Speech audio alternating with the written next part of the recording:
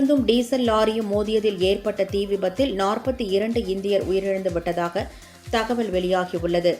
ஹைதராபாத்திலிருந்து மக்காவுக்கு புனித பயணம் சென்ற பயணிகளின் பேருந்து மீது டீசல் லாரி மோதி விபத்து ஏற்பட்டுள்ளது. பேருந்து மக்காவிலிருந்து மதினாவுக்கு சென்று கொண்டிருந்ததாக கூறப்படுகிறது. பக்தர்கள் மக்காவில் தங்கள் புனித சடங்குகளை முடித்துவிட்டு மதினாவுக்கு சென்றபோது விபத்து ஏற்பட்டுள்ளது. பயணிகள் அனைவரும் ஆழ்ந்த தூக்கத்தில் இருந்துள்ளனர். நள்ளிரவில் ஏற்பட்ட விபத்தில் 20 பெண்கள் மற்றும் 11 குழந்தைகள் உயிரிழந்ததாகவும், உயிரிழந்தவர்களில் பெரும்பாலானவர்கள் தெலுங்கானா மாநிலம் ஹைதராபாத்தைச் சேர்ந்தவர்கள் என்றும் கூறப்படுகிறது.